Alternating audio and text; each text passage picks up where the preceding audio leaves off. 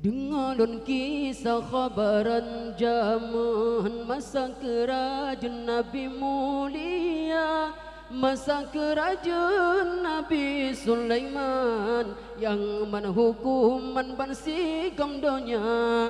Masa kerajaan Nabi Sulaiman yang mana hukuman bansigam dunia. Di pasi uron Nabi jamaen kan dengan angin sajan sirta kan Nabi nodu atu kurusi angin baput lepan siklem mata kan Nabi nodu atu kurusi angin baput lepan siklem mata.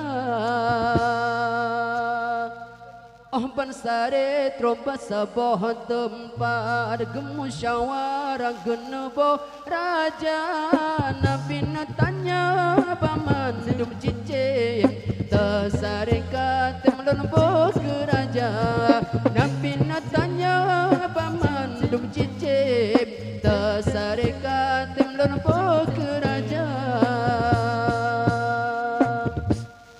Suut po jampuk tuanku ampun nyampan sigam lun nempo ke raja sembah sigam lun rupa judatat lagi ngan epan mo boleh mata sembah sigam lun rupa judatat lagi ngan epan mo boleh mata. Mata jih pular babah mekuen lepatan sabin sigam ke raja Nabi Sulaiman masanya terseheh nekem dum cijem lain surah mapura Nabi Sulaiman masanya terseheh nekem dum cijem lain surah mapura.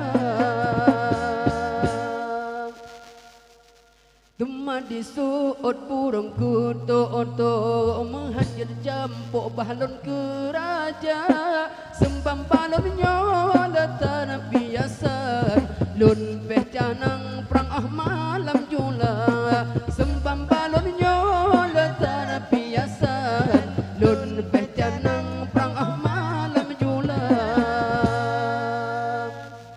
Duma disuut tontok berago musuh sang laki ke raja sedangkan di luar kupiah musuh hana si orang laki ke raja sedangkan di luar kupiah musuh hana si orang laki ke raja.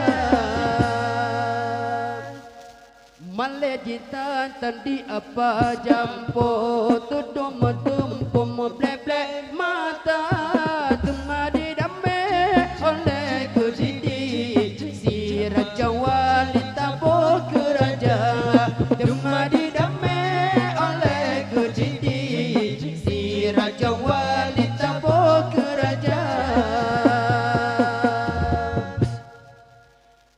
putih ule jer ke polisi si mirah pati jer ke wedana cempala subang ke si kampung jijim mirah harung guru si kula cempala subang ke si kampung jijim mirah harung guru si kula dicicim tulo jer ke penerangan cicim ranjangan boh ke panglima dicicim bru-bru taboh ngabidan sebab digopnya ke kuah-kuah dicicim bru-bru taboh ngabidan sebab digopnya ke kuah-kuah.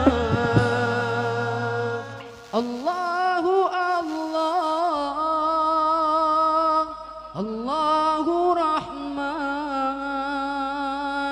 Nabi Sulaiman yang kaya raya